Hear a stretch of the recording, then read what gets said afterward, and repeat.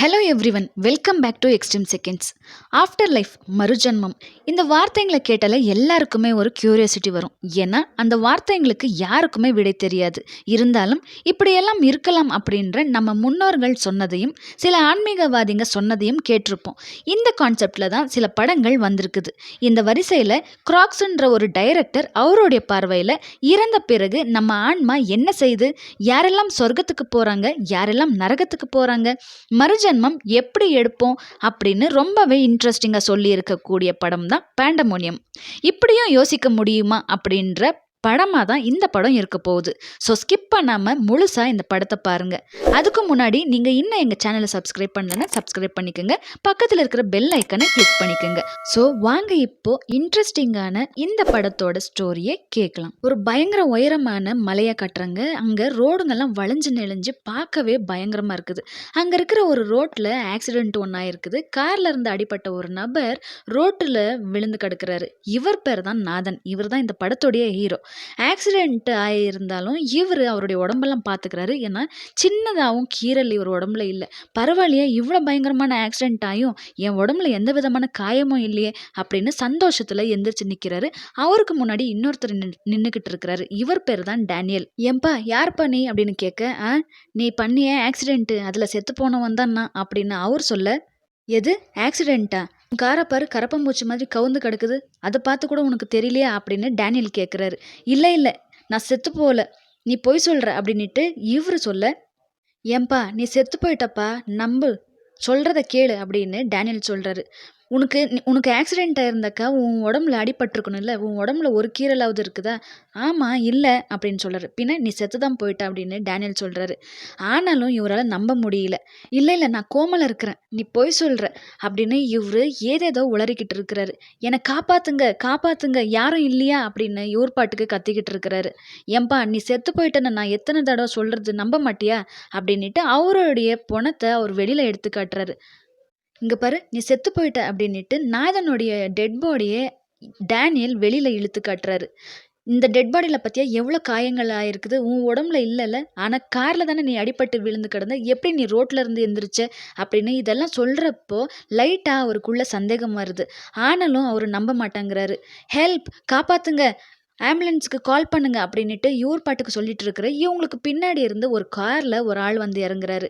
நல்ல வேளை வந்தீங்கப்பா, என்னை காப்பாற்றுங்க, என்னாச்சுன்னு போய் பாருங்க அப்படின்னு இவர் சொல்லிட்டு இருக்க, அந்த காப்பாற்ற வந்த ஆள் சீக்கிரமாக நடந்து வந்துட்டு இருக்கிறாரு. கண்டிப்பாக ஏதாவது முயற்சி பண்ணி காப்பாற்றுவாருன்னு பார்த்தாக்கா அந்த மனுஷனும் இவருடைய ஷர்ட்டும் பேண்ட்லையும் எல்லாம் அங்கேயும் தேடி பார்த்துட்டு கடைசியில் ஒரு பர்ஸு கிடைக்குது. அதுக்குள்ளே இருக்கிற பணத்தை எடுத்துக்கிட்டு அங்கேருந்து ஓடி போயிடுறான். அட திருட்டு நாதாரி, திருடுறதுக்கு தான் நீ வந்தியா? நான் என்னமோ என்னை காப்பாற்ற தான் வந்தேன்னு நினச்சிட்டேனே அப்படின்னு சொல்லிக்கிட்டே இருக்கும்போது தான் அப்போ தான் டேனியல் நாதன் கிட்ட சொல்கிறான், பத்தியா நம்ம மனுஷங்களா இருந்திருந்தா வந்தவன் கண்ணுக்கு நம்ம தெரிஞ்சிருப்போம், அவன் கண்ணுக்கு நம்ம தெரியல, அப்போ நம்ம செத்து ஆவியாக தானே இருக்கிறோம் அப்படின்னு சொல்கிறப்ப தான் அப்போ தான் நாதனுக்கு நான் செத்து ஆவியாயிட்டேன் அப்படின்றது புரியுது. தான் செத்ததை நினச்சி ரொம்பவே ஃபீல் பண்ணுறான் நாதன். ஐயோ, நான் செத்தது என் ஃப்ரெண்ட்ஸுங்களுக்கு தெரியாதே, என் பிள்ளைங்களுக்கு தெரியாதே, என்னெல்லாமோ ஆகணும்னு கனவு கண்டிருந்தனே, இப்போ நான் என்ன பண்ணுவேன் அப்படின்ட்டு வருத்தப்பட்டுட்டு இருக்கிறான். அந்த பக்கம் டேனியலும் பொண்டாட்டி பிள்ளைங்களை நான் அனாதையாக தவிக்க விட்டுட்டனே, அவங்க என்னதான் பாடுபடுவாங்களோ தெரியலையே அப்படின்ட்டு அவன் வருத்தப்பட்டுட்டு இருக்கிறான். இரு, நான் என் பொண்டாட்டி பிள்ளைங்கள நினச்சி வருத்தப்படுறேன், நீ உன் ஃப்ரெண்ட்ஸுங்களையும் பிள்ளைங்கள நினச்சி வருத்தப்படுறிய, அப்போ உன் பொண்டாட்டியை நினச்சி நீ வருத்தப்படலையே? ஏன் அந்த அளவுக்கு உன் பொண்டாட்டி உன்னை கொடுமைப்படுத்துனாங்களா, இல்லை உன் பொண்டாட்டி நீ கொன்னுட்டியா அப்படின்னு டேனியல் கேட்க, ஆமாம் இதெல்லாம் உனக்கு எப்படி தெரியும் அப்படின்னு நாதன் கேட்க, இதெல்லாம் சகஜமப்பா, இறந்து போனதுக்கப்புறம் எல்லா ஆன்மாக்களுக்கும் எல்லாமே தெரிய வரும், அப்போது உன் பொண்டாட்டியை நீ தான் சாகடிச்சியா அப்படின்னு கேட்க, ஆமாம் அப்படின்னு உண்மையை ஒத்துக்கிறான். இவங்க இப்படி பேசிக்கிட்டு இருக்க இவங்களுக்கு பின்னாடி ஒரு ஒயிட் கலரில் டோர் ஒன்று தெரியுது. அங்கேருந்து ஒரு மியூசிக் சவுண்டு ஒன்று கேட்குது. இந்த சவுண்டு டேனியலுக்கு மட்டும்தான் கேட்குது. ஏன்பா உனக்கு ஏதாவது சவுண்டு கேட்குது அப்படின்னு கேட்க, எனக்கு எதுவும் கேட்கலையே அப்படின்னு நாதன் சொல்கிறான். அநேகமாக இது சொர்க்கத்தோடைய கதவாக தான் இருக்கும். அதே மாதிரி இன்னொரு பக்கத்தில் ஒரு ரெட் கலரில் கதவு ஒன்று இருக்குது. அங்கேருந்து ஒரு மியூசிக் சவுண்டு கேட்குது. இந்த சவுண்டு நாதனுக்கு கேட்குது, ஆனால் டேனியலுக்கு எதுவுமே கேட்கல. அப்போது ஒயிட் கலர் டோர் சொர்க்கத்துதுனாக்கா இந்த ரெட் கலர் டோர் நரகத்ததாக தான் இருக்கும். அப்போ டேனியல் தன்னுடைய மனசுலயே நெனச்சுக்கிறான். எனக்கு சொர்க்கத்துடைய கதவுல இருந்து மியூசிக் கேட்குது. ஆனா நாதனுக்கோ இந்த சொர்க்கத்துல இருந்து மியூசிக் எதுவும் கேட்கல. அந்த நரகத்தோடைய கதவுல இருந்து மியூசிக்கு நாதனுக்கு கேட்குது. ஸோ அது மட்டும் இல்லாம இவன் அவனுடைய மனைவியே கொன்னுட்டுருக்கிறான். அப்போ இவனுக்கு கண்டிப்பா நரகம் தான். அதனால தான் நாதனுக்கு நரகத்தோடைய கதவுல இருந்து மியூசிக் கேட்டிருக்குது அப்படின்னு இவன் மனசுல நெனச்சுக்கிறான். இத பாரு, என்ன கொலைகாரன் மாதிரி பார்க்காத. நான் ஒண்ணும் வேணும்னே என் பொண்டாட்டிய கொலை பண்ணல. அவளுக்கு நான் செஞ்சது கருணை கொலை. அவ ஒரு நடப்பணமா தான் வீட்ல இருந்தா. அவளோட வேதனையும், வலியையும் பார்க்க முடியாம தான் அவள கருணை கொலை பண்ணேன். சரி நீ எதுவாவாச்சும் செஞ்சுட்டு போ அப்படின்னுட்டு டேனியல் அங்க இருக்கிற சொர்க்கத்துடைய கதவு பக்கம் ஓடி வர பார்க்குறாரு. அப்போ குறுக்க ஓடி வந்த நாதன் டேனியல தள்ளி விட்டுட்டு அந்த சொர்க்கத்துடைய கதவுக்குள்ள நுழைஞ்சிடுறாரு. ஆனா அந்த சொர்க்கத்துடைய கதவு இவரை ஏத்துக்கல. அதாவது அந்த கதவு அப்படியே தான் இருக்குது. அப்படியே திரும்பி வெளியில வராரு. "அட பாவி! இதுக்காக தான் நீ உள்ள போனியா? நான் போக வேண்டிய இடத்துல என்ன தள்ளி விட்டுட்டு நீ சொர்க்க கதவுக்குள்ள போக பாத்தியே! பாரு இதிலிருந்தே தெரியுது நீ எவ்ளோ கெட்டவன் அப்டின்னுட்டு." "சரி, சரி ரொம்ப பண்ணாத. அதான் நான் போகலல்ல. போற மாரி போய் திரும்பி வந்துட்டேன்ல. என்ன மன்னிச்சுடு" அப்டின்னுட்டு நாதன் சொல்றான். சரி, நானும் உன்ன மன்னிச்சுட்டேன். பொழச்சு போ. ஆனாலும் ஒண்ணு சொல்றேன். ஆக்சிடென்ட் நீயே பண்ணியிருந்தாலும், என்னுடைய தப்பும் அதுல இருக்குது. நான் அங்கருந்து என் பைக்க ஓட்டிட்டு வரும்போது, அங்க ஆடிட்டு இருந்த ஒரு சின்ன பொண்ணு குறுக்க வந்ததுனால, நான் வழி தவறி போக நினைக்கும்போது தான் இந்த ஆக்சிடென்ட் ஆயிடுச்சு. இதுல என்னுடைய தப்பும் இருக்குது. ஐ அம் சாரி அப்டின்னிட்டு, சரி நான் இங்கருந்து கெளம்புறேன். பாய் அப்டின்னு சொல்லி டேனியல் அந்த சொர்க்க கதவுக்குள்ள போறான். ஆனா இவன் போயும் அந்த சொர்க்கத்துடைய கதவு மூடல.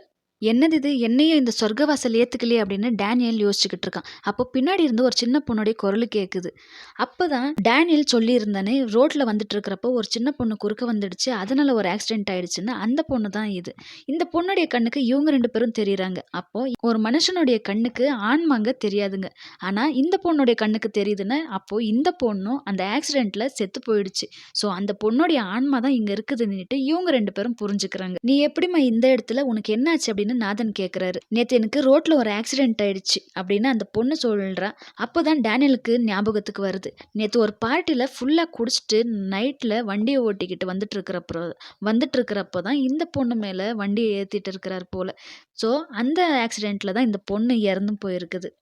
அப்போ இவங்க 2 பேரும் பண்ண பாவத்தினால தான் சொர்க்கவாசல் இவங்கள அக்செப்ட் பண்ணிக்கல. அதனால இந்த சொர்க்கவாசல் இந்த பொண்ணுக்கானது தான் இருக்கும். "ஏம்மா அங்க ஒரு கதவு இருக்குதுல்ல, நீ அதுக்குள்ள போ" அப்படின்னு இவங்க எவ்வளோ சொல்லியும் அந்த பொண்ணு முடியாதுன்னு சொல்லுது. சரி இந்த பொண்ணு கேட்க மாட்டேன்து அப்படின்னுட்டு அந்த பொண்ண தூக்கிட்டு போய் விடலான்னு சொல்லிட்டு கிட்ட போனாக்க, அந்த பொண்ணு அவ்ளோ பயங்கரமா கத்துது. "ஏம்மா கத்துற? நாங்க உன் நல்லதுக்கு தான் சொல்றோம். சொல்றத கேளு" அப்படின்னு நாதன் எவ்வளோ சொல்லியும் கேட்காத அந்த பொண்ண, "இதெல்லாம் வேலைக்கு ஆகாது. நீ சும்மா இரு" அப்படின்னு சொல்லிட்டு டேனியல் அந்த பொண்ண அலாக்கா தூக்கிட்டு போய் அந்த சொர்க்க வாசல்ல தூக்கி போட்டுடுறான். அதுக்கப்புறம் அந்த சொர்க்க வாசல் கதவும் மறைஞ்சிடுது. இப்போ மிஞ்சி இருக்கிறது இந்த நரகத்துடைய வாசலான ரெட் டோர் தான். இப்போ இருக்கிறது இந்த நரகத்துடைய வாசல் தான். அப்போ இந்த நரகத்துக்கு இவங்க 2 பேருமே தான் போக வேண்டியதா இருக்குது. 2 பேரும் தடுமாறிக்கிட்டு, யார் போறது அப்படின்னுட்டு யோசிச்சுக்கிட்டு மெதுவா நடந்துக்கிட்டு போயிட்டுருக்குறாங்க.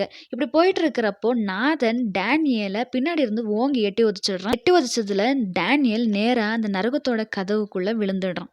நல்ல வேளை அவன தள்ளிவிட்டு நாம தப்பிச்சோம் அப்படின்னு பெருமூச்சு விடுறதுக்குள்ளேயே, பின்னாடி இருந்து ஒரு பெரிய பயங்கரமான சைஸ்ல ஒரு ஸ்பைடர் ஒண்ணு அங்க நின்னுகிட்டு இருக்குது. டேனியல பார்த்து உருமுது. ஏதேதோ பண்ணிக்கிட்டு டேனியல் அந்த நரக வாசல்ல தள்றதுக்கு தான் முயற்சி பண்ணிட்டு இருக்குது. டேனியல் பயத்துல நின்னுகிட்டு இருக்கிறான். ஆனா அந்த ஸ்பைடரோ விடுற மாதிரி தெரியல. அப்படியே மெல்ல நகர்ந்து வந்து டேனியல தள்ள பாக்குது. அது தள்றதுக்கு முன்னாடி நாமளே இந்த நரக வாசல்ல விழுந்துடலான்னுட்டு டேனியலும் அந்த நரக கதவுக்குள்ள விழுந்துடுறான். உள்ள போனா ஒரே இருட்டா புகை மூட்டமா இருக்கு. அங்க எந்த ஆள் நடமாட்டமும் இல்ல. அங்க ஒரு சின்ன பொண்ணுடைய பொணத்த அவன் பார்க்குறான். அப்போ அவ பக்கத்துல போய் அவளுடைய நெத்தியில இவன் கைய வைக்கிறான். அப்படியே அவளுடைய நெத்தியில கைய வச்ச உடனே இந்த பொண்ணு சாகுறதுக்கு முன்னாடி அவளுடைய லைஃப்ல என்னெல்லாம் நடந்துச்சு அப்படிங்கிறது நாதனால முழுசா உணர முடியுது. இந்த பொண்ணு பொறந்ததுல இருந்து வளர்ந்த வரைக்கும் பயத்திலேயே வளர்ந்து வாழ்ந்த ஒரு பொண்ணா இருந்திருக்கிறா. இந்த பொண்ணுடைய அப்பா அம்மா ஏதோ ஒரு விஷயத்துக்காக 2 பேருமே பயங்கரமா ஆர்கியூமெண்ட் பண்ணிட்டு இருக்கிறாங்க. இவங்களுடைய முழு உருவத்தை இங்க காட்டி காட்டுறதில்ல. ஆனா இந்த பொண்ணு தூரத்துல இருந்து அவங்க என்ன பேசுறாங்க அப்படின்னு கேட்டுக்கிட்டு இருக்கிறா. இவங்க அம்மா சொல்றாங்க, "அவளுக்கு உடம்பு சரியில்ல. அவள ஹாஸ்பிட்டல் கூப்பிட்டுட்டு போய் அவளுக்கு ட்ரீட்மெண்ட் குடுத்தா எல்லாம் சரியாயிடும்னு" அவங்க அம்மா சொல்ல, அதுக்கு அவங்க அப்பா, "இல்ல அவளுக்கு ஏதோ சாபம் இருக்குது. இவள ஒரு பேய் ஓட்டுறவங்க கிட்டயோ, இல்ல மந்திரம் கிந்திரம் பண்ற அந்த ஒரு நபர்கிட்ட தான் கூப்பிட்டுன்னு போணும். அப்பதான் இவ குணமாவா" அப்படின்னு இவங்க 2 பேரும் பேசிட்டு இருக்கிறத அந்த பொண்ணு ஒளிஞ்சிருந்து கேட்டுக்கிறா. ஸோ இது கேட்ட உடனே அந்த பொண்ணுக்கு ஒரு மாதிரி கோவமும், அருவெறுப்பும் இவங்க மேல வருது. இப்படி இருக்கும்போது இந்த பக்கம் பிரெட்ட சாப்பிடலான்னுட்டு அவ பிரெட்டுக்கு ஜாம தடவிட்டு இருக்கிறா. அவ சாப்பிடுற விதமே ஒரு ஒரு மாதிரி விகாரமா இருக்குது. இந்த சின்ன பசங்கலாம் இந்த மாதிரி நார்மலா சாப்பிட மாட்டாங்க. ஆனா இந்த பொண்ணு ஒரு மாதிரி சாப்பிட்டுட்டு இருக்கிறா. ஜாம் எல்லாம் கீழ சிந்தி, பக்கத்துல ஒரு பெரிய கத்தியெல்லாம் வச்சுக்கிட்டு, இவ தடவுறதெல்லாம் பார்க்கும்போது, இவ ஒரு நார்மலான பொண்ணா தெரியல. அடுத்த சீன்ல மனநல மருத்துவர மீட் பண்றா. அவங்க இவள கவுன்சில் பண்ணத வச்சு பார்க்குறப்போ, "உன் தங்கச்சின்னா உனக்கு பிடிக்காதா?" அப்படின்னு கேட்டிருக்கிறாங்க. "எனக்கு என் தங்கச்சியே பிடிக்காது. அவள பென்சில்னாலலாம் குத்தி நான் காயப்படுத்தினேன்." இத கே இத கேட்க போனா இவளுடைய அப்பா, அம்மாவ கூட இவ மொறைக்கிறது, திட்டுறது, ஒரு மாதிரியா வியர்டா நடந்துக்கிறதுன்னு பண்ணிட்டு இருந்திருக்கிறா. சரி, உன் தங்கச்சிய தான் நீ இந்த மாதிரி டார்ச்சர் பண்ண. உன் அப்பா, அம்மா ஏதாவது கேட்டா, நீ எதுக்கு அவங்கள காயப்படுத்துற? அப்படின்னு மருத்துவர் கேட்குறாரு. அப்போ அங்க ஒரு ஃப்ளாஷ்பேக்க நம்மளுக்கு காட்டுறாங்க. யாரும் இல்லாத டைனிங் டேபிள்ல இவ மட்டும் ஒருத்தியே உக்காந்துக்கிட்டு, ஒரு கையில கத்தியும், இன்னொரு கையில ஸ்பூனும் வச்சுக்கிட்டு, "எனக்கு பசிக்குது. யாராச்சும் எனக்கு சாப்பாடு குடுங்க. எனக்கு பசிக்குது" அப்படின்னுட்டு ஒரு மாதிரி கோவமா சொல்லிக்கிட்டு இருக்கிறா. கொஞ்ச நேரத்திலே அங்கருந்து ஹாலுக்கு போறா. அங்க போனா கீழ இவளுடைய அப்பா, அம்மா 2 பேரும் விழுந்து கிடக்குறாங்க. அப்பதான் தெரிய வருது, இவ கையில வச்சிருந்த இந்த கத்தியால தான் அவங்க அப்பா, அம்மாவ கொன்னு இருக்கிறா. இவங்க 2 பேரும் உயிரோட இருக்கிறாங்களா, இல்லையான்னுட்டு கவனிச்சதுக்கு அப்புறம், கடைசியா அவங்க அம்மாவுக்கு ஒரு முத்தத்த குடுக்குறா. அங்கருந்து நேரா பேஸ்மெண்ட்டுக்கு போறா. அந்த இடமே ரொம்ப இருட்டா இருக்குது. அங்க போய் நின்னுக்கிட்டு, "டோனி, டோனி வெளிய வா" அப்படின்னு கூப்பிடுறா. அங்கருந்து ஒருத்தன் வரான். அவன் பார்க்கவே ஒரு மாதிரி விகாரமா இருக்கிறான். ரொம்ப உயரமா அவனுடைய முகத்தோற்றமே ஒரு மான்ஸ்டர் மாதிரி இருக்கிறான். அவன் வெளியில வரான். அங்கருந்து நேரா அவன் ரொம்ப வருஷமா இருட்டுல தான் இருந்திருப்பான் போல. அந்த சூரியனுடைய வெளிச்சத்த பார்த்த உடனே அவனுக்கு அந்த அளவுக்கு சந்தோஷம். "நான் போய் விளையாடிட்டு வரேன்" அப்படின்னு அவன் சொல்ல, "நீ இப்பல்லாம் விளையாட ஒண்ணும் தேவையில்ல. வா, நம்ம செய்ய வேண்டிய வேலை ரொம்பவே இருக்குது" அப்படின்னுட்டு, "நீ முதல்ல போய் குளிச்சுட்டு வா. இது என்னுடைய அப்பா ட்ரெஸ். நீ இத போட்டுக்கிட்டு வான்னுட்டு" சொல்றா. அதுக்கப்புறம் 2 பேரும் பிரேக்ஃபாஸ்ட் சாப்பிட உட்கார்றாங்க. அப்போ அந்த டோனிங்கிறவன், இந்த 2 டெட் பாடிங்களையும் நான் டிஸ்போஸ் பண்ணிடட்டுமா?" அப்படின்னு அவன் கேட்குறான். அதுக்கு முன்னாடி அவங்க வீட்ல இருந்து இன்னொரு கதவ தொறக்கிறா. அங்க ஒரு ஸ்டேஜ் ஒண்ணு தெரியுது. பெரிய ஒரு ஃபிலிம் பார்க்குற தியேட்டர் மாதிரி இருக்குது. இவ ஸ்டேஜ் மேல நின்னுக்கிட்டு, "என்னுடைய அப்பா, அம்மாவ கொன்னது யாருன்னு தெரியுமா?" அப்படின்னு இவ சொல்ல, அந்த இடத்துக்கு டோனி வரான். அவன் ஒரு கைதி மாதிரி ட்ரெஸ் போட்டுக்கிட்டு வந்து நின்னுட்டு இருக்கிறான். "இதோ இவன் தான் என்னுடைய அப்பா, அம்மாவ கொன்னது" அப்படின்னு சொல்ல, ஸ்டேஜுக்கு கீழ ஆடியன்ஸுங்க யாருன்னா இருப்பாங்கன்னு பார்த்தா, அங்க யாருமே இல்ல. இறந்து போன இவளுடைய அப்பா, அம்மாங்க தான் அங்க இவ கடத்தி வச்சிருக்கிறா. "என்னுடைய அப்பா, அம்மாவ நீ தானே கொன்ன. உண்மைய ஒத்துக்கோ" அப்படின்னு சொல்ல, "நான் வெளியவே வரத்தில்ல. நான் எப்படி உங்க அப்பா, அம்மாவ கொல்லுவேன்?" அப்படின்னுட்டு அவன் கேட்க. அதுக்கு அந்த பொண்ணு, "என் அப்பா, அம்மாவ கொன்ன இவனுக்கு என்ன தண்டனை குடுக்கலாம் சொல்லுங்க? தூக்குல போடலாமா? இல்ல ஜெயில்ல போடலாமா?" அப்படின்னு கேட்கறதுக்கு, அந்த பக்கத்துல இருந்து ஆடியன்ஸுங்க சொல்ற மாதிரி இவளுக்கு கேட்குது. "அவனுக்கு தூக்கு தண்டனைய குடுங்க, தூக்கு தண்டனைய குடுங்க" அப்படின்னு சொல்றாங்க.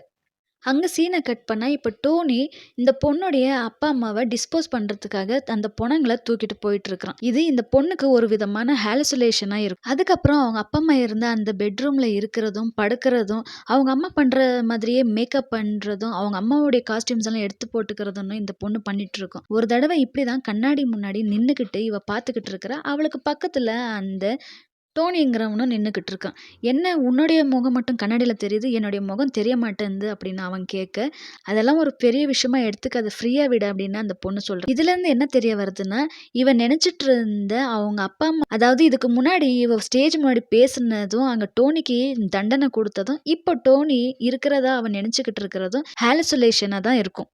அதாவது இல்லாத ஒரு கேரக்டர இருக்கிறத நெனச்சுக்கிட்டு வாழ்றது பேர் தான் ஹாலுசினேஷன்.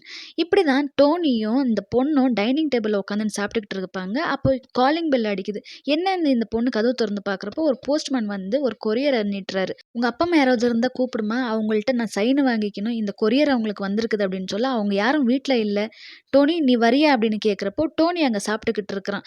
அவன் வரமாட்டான் அப்படின்னு இந்த பொண்ணு சொல்ல, "சரி இப்போ உனக்கு இந்த கொரியர் வேணுமா? வேண்டாவா?" அப்படின்னு கேட்குறாரு. அதுக்கு அந்த பொண்ணு எதுவுமே பதில் சொல்றதில்ல. வேணான்னா விடு. நான் மறுபடியும் அந்த போஸ்ட் ஆஃபீஸ்ல எடுத்துட்டு போய் வச்சுடுறேன். உங்க வீட்ல இருந்து யாராவது வந்தா, அப்புறம் அங்கேயே வந்து கலெக்ட் பண்ணிக்க சொல்லிடு அப்டின்னிட்டு அந்த போஸ்ட்மேனும் சொல்லிட்டு போயிடுறாரு. சரின்னிட்டு டோனிய பார்க்கறதுக்காக இவ வேகமா அங்க வந்து பார்த்தாக்கா, இறந்து போன அந்த பொண்ணுடைய அப்பா டெட் பாடிய டோனி கடிச்சு சாப்பிட்டுட்டு இருக்கிறான். அதுக்கப்புறம் அவங்க அப்பாவ கொன்னப்ப போட்டுட்டு இருந்த அந்த ஒரு ட்ரெஸ்ஸ நெருப்பு வச்சு கொளுத்திடுறா. இந்த பக்கம் இன்னொரு ரூம் கதவ காட்டுறாங்க. அங்க அவளுடைய தங்கச்சி இருக்கிறா. டோனிக்கு மனுஷன் கறினா ரொம்ப பிடிக்கும்னு நினைச்சுக்கிட்டு தங்கச்சியையும் சாகடிக்கிறதுக்காக முயற்சி பண்றா. கிச்சன்ல வச்சிருக்கிற பேக்கிங்குள்ள தங்கச்சிய உள்ளார போக சொல்லிடுறா. அவ வச்சிருக்கிற டெம்பரேச்சர் ரொம்ப ஹை ஆனதுனால கிச்சன் இன்னும் கொஞ்ச நேரத்துல பத்தி எரியுதுன்னு அவளுக்கு தெரியாத அவ பாட்டுக்கு வெளியில போறா. இப்படியே இந்த வீடும் பத்திக்கிட்டு எரியுது. இதோட இவளோட கதையும் முடியுது. இப்படி தன்னுடைய அப்பா அம்மாவ கொன்னு, அவளுடைய தங்கச்சியும் கொன்னு, இப்ப கடைசில நரகத்துக்கு வந்திருக்கிறா இந்த பொண்ணு. அதுக்கப்புறம் பக்கத்துல இறந்து போன அம்மா, பொண்ணு இவங்க 2 பேருடைய நெத்தியில கைய வச்சதுக்கப்புறம், இவங்களுடைய வாழ்க்கையில என்ன நடந்துச்சுன்னு இவனுக்கு தெரிய வருது. அம்மா தன்னுடைய மகளுடைய பாத்ரூம் கதவ ரொம்ப நேரமா தட்டிக்கிட்டு இருக்கிறாங்க. எவ்வளோ தட்டியும் கதவு தொறக்காததுக்கப்புறம், இவங்களே கதவ உடைச்சுக்கிட்டு போய் பார்த்தாக்கா, உள்ளார அவங்களுடைய மக ரத்தக்காரியா அங்க இறந்த நிலைமையில இருக்கிறாங்க. இத பார்த்ததுமே அவங்க ரொம்பவே வருத்தப்படுறாங்க. அதானதுக்கப்புறம் ஒரு நார்மலா, கேஷுவலாவும் இருக்கிறாங்க. பொதுவா அம்மாங்களுக்கு பிள்ளைங்க இறந்துட்ட உடனே அவங்க எந்த அளவுக்கு வேதனையும், வருத்தமும் படுவாங்க, அழுவாங்க. ஆனா, இவங்க அந்த மாதிரி இல்ல. அதுக்கப்புறம் இறந்து போன அந்த பொணத்த வச்சுக்கிட்டு, அந்த பொண்ணுகிட்ட "இந்தா சாப்பிடு" அப்படின்னுட்டு அந்த பொண்ணுகிட்ட பேச ஆரம்பிக்கிறாங்க. "என்ன மன்னிச்சிரு. நீ என்கிட்ட சொன்னப்பவே நான் அத கேட்டுருக்கணும். கேட்காதது என்னுடைய தப்பு தான். உனக்கு ஸ்கூலுக்கு போக இஷ்டம் இல்லன்னா கூட நான் தான் உன்ன கட்டாயப்படுத்தி போ அப்படின்னு சொன்னேன். ஒருவேளை நீ சொல்றத நான் கேட்டிருந்தேன்னா, இன்னைக்கு நம்ம 2 பேரும் வெளிய சந்தோஷமா ஹாலிடேஸ்லலாம் நம்ம வெளில போய் சுத்தி பார்த்துட்டுலாம் வந்திருக்கலாம்" அப்படின்னுட்டு அவங்க அம்மா பேசிக்கிட்டு இருக்கிறாங்க. எல்லாம் நல்லபடியா நடந்திருந்தா, இவ்வளோ நேரம் வெக்கேஷனுக்கு நம்ம வெளிய போயிருப்போம் அப்படின்னு சொல்றாங்க. இந்த பொண்ணுக்கு ஏன் ஸ்கூலுக்கு போக பிடிக்கலனாக்கா, இந்த பொண்ணு படிச்சுட்டு இருக்கிற ஸ்கூல்ல ஒரு 4 பொண்ணுங்க பயங்கரமா ரவுடித்தனம் பண்ணிட்டு இருக்கிறாங்க. அது மட்டும் இல்லாம இந்த பொண்ணுவ ராகிங்ன்ற பேர்ல ரொம்பவே டார்ச்சர் பண்ணிட்டு இருக்கிறாங்க. இந்த விஷயத்த இவளுடைய அம்மாகிட்ட வந்து சொன்னாலும், அவங்க அம்மா அதெல்லாம் பெருசா கண்டுக்கிறது இல்ல. "நீ நடுவுல தானே ஸ்கூலுக்கு போய் சேர்ந்த. எல்லாம் போக போக சரியாயிடும். அதுக்காக நீ ஸ்கூலுக்கெல்லாம் போகாம இருந்துறாத" அப்படின்னுட்டு அவங்க அம்மா வலுக்கட்டாயமா அந்த பொண்ண ஸ்கூலுக்கு போய் விட்டுட்டு இருந்தாங்க. அங்க கட் பண்ணா, இப்ப பிரசன்ட்ல காட்டுறாங்க. இறந்து போன அவங்க மகளுடைய பொணத்த ஒரு வீல் சேர்ல வச்சுக்கிட்டு, "நட நம்ம வெக்கேஷனுக்கு போலாம்" அப்படின்னுட்டு இறந்து போன அவங்க மகளுடைய பொணத்த வீல் சேர்ல வச்சு தள்ளிக்கிட்டு வர சமயத்துல, வெளியில இருந்து காலிங் பெல் அடிக்கிற சத்தம் கேட்குது. யாரா இருக்கும்னு நேரா கதவ வந்து தொறக்குறாங்க. பார்த்தா குறுக்க ஒரு செவுரு ஒண்ணு இருக்குது. என்னடா இது! குறுக்க செவுரு இருக்குதேன்னு பார்த்தா, அதுக்கப்புறம் டோர ஓப்பன் பண்றாங்க. அங்க இருந்து அந்த பக்கம் ஒரு லேடி ஒருத்தங்க நின்னுட்டு இருக்கிறாங்க. இவங்க பக்கத்து வீட்டு நெய்பர் போல. "என்ன ஒரு மாதிரி பேட் ஸ்மெல் அடிக்குது" அப்படின்னு அவங்க கேட்குறாங்க. அது ஒண்ணும் இல்ல அப்படின்னு அவங்க மழுப்புறாங்க. சரி தள்ளுங்க அப்படின்னுட்டு பார்த்தாக்கா, இறந்து போன அவங்க மகள இவங்க பார்த்துடுறாங்க. அப்போ நேத்து ஸ்கூல்ல நடந்த இன்சிடென்ட்ட இப்ப காட்டுறாங்க. ஸ்கூல்ல இருக்கிற வாஷ்ரூம்ல அந்த பொண்ணு இருந்தப்போ, அந்த இடத்துக்கு அந்த 4 பொண்ணுங்க இந்த பொண்ண ரொம்பவே டார்ச்சர் பண்ணி ராகிங் பண்ணிட்டு இருக்கிறாங்க. அப்போ அந்த 4 பொண்ணுங்கள்ல ஒருத்தியோடைய கால இந்த பொண்ணு நக்கணுமா. "நீ நக்கலனாக்கா உன் தலைய மொட்டை அடிச்சுடுவோம்." இப்படி சொன்னதுமே அந்த பொண்ணுக்கு ரொம்பவே பயமாயிடுது. சரின்னுட்டு அவங்க சொன்னபடி கால நக்குறாங்க. அந்த கால நக்குறா. அவ நக்குற அந்த வீடியோவ எடுத்துக்கிட்டு சோஷியல் மீடியா, Twitter, Facebookன்னுட்டு எல்லாத்துலயும் அப்லோட் பண்றோம் அப்படின்னு சொல்றத கேட்ட உடனே இந்த பொண்ணுக்கு ஒரே அவமானமாயிடுது. மறுநாள் தான் அவங்க வீட்ல இருக்கிற பாத்ரூம்ல இந்த பொண்ணு சூசைட் பண்ணிக்கிறா. அங்க கட் பண்ணா, இப்ப வெக்கேஷனுக்குன்னு தன்னுடைய மகள, அதாவது இறந்து போன இந்த பொணத்த கார்ல உட்கார வச்சுக்கிட்டு, "ஏதாவது பேசு.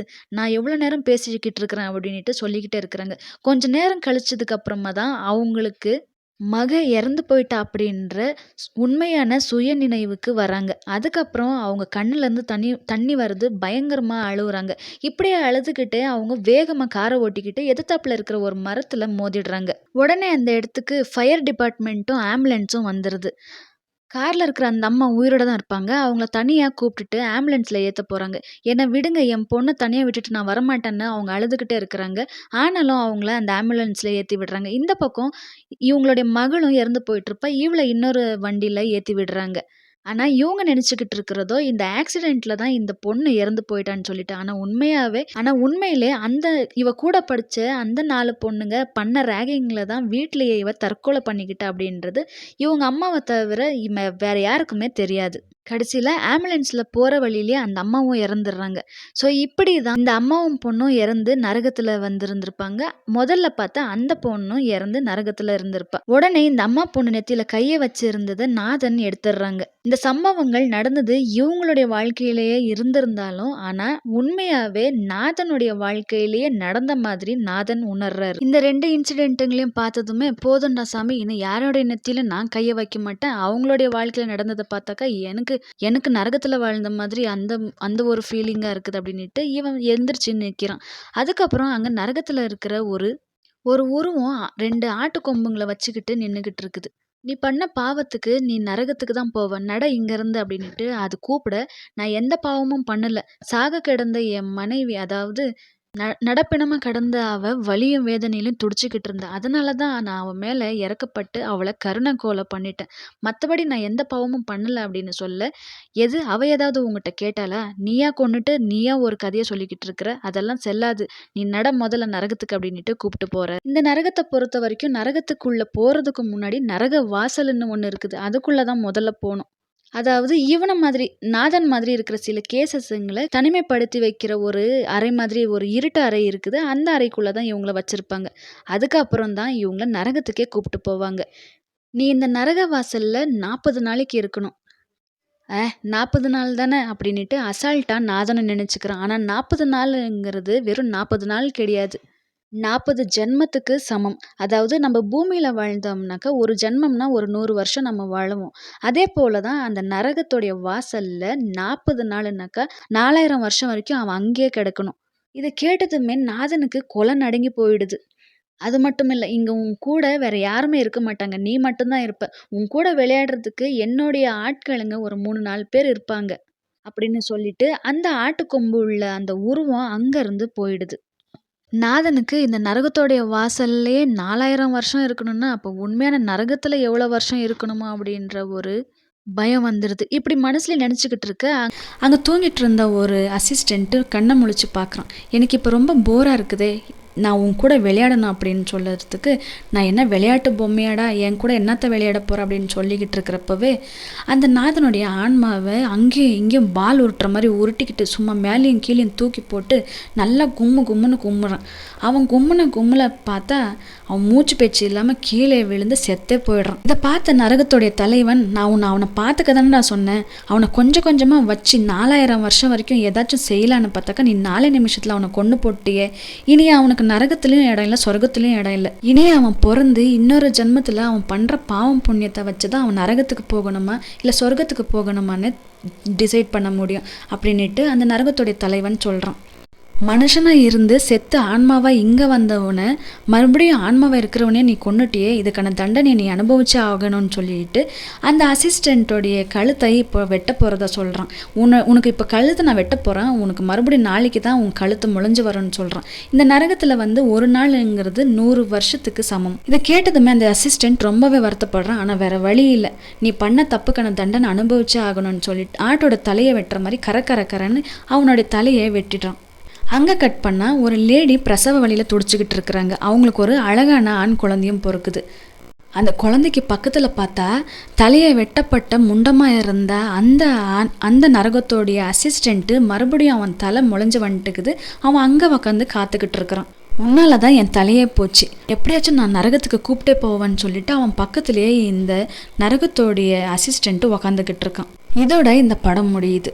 இப்படி மறுபிறவி எடுத்திருக்க அந்த குழந்தை யாருன்னு உங்கள் எல்லாருக்கும் தெரியும்னு நான் நினைக்கிறேன். அந்த குழந்தை யாருன்னு கமெண்ட்டில் சொல்லிடுங்க. நான் உங்களை வேற ஒரு நல்ல கதையோட மீட் பண்ணுறேன்.